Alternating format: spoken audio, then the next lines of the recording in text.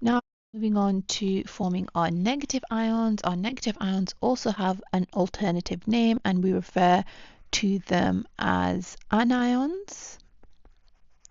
So I'm going to start off with fluorine.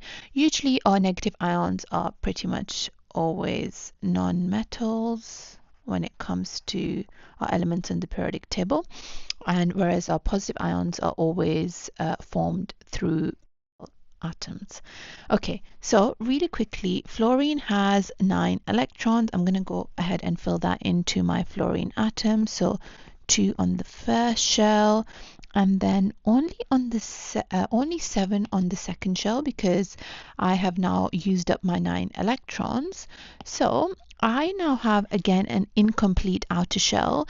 I can lose, well, fluorine can lose these 7 electrons and or gain 1, and you probably guessed right that it's easier for it to gain that electron than lose the 7.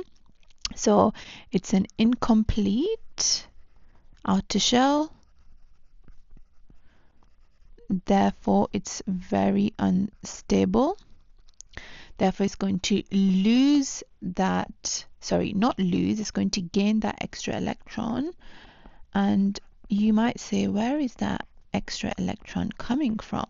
Well, that extra electron is coming from another atom, which we'll get into over the next couple of videos as well. I'm just going to draw the extra electron as a dot here. So let's do some calculations to see what the charges on each of these are going to be. So I have 9 electrons and 9 protons, because remember our proton number, atomic number, is 9. So overall this is our neutral atom of fluorine, and atoms are always neutral.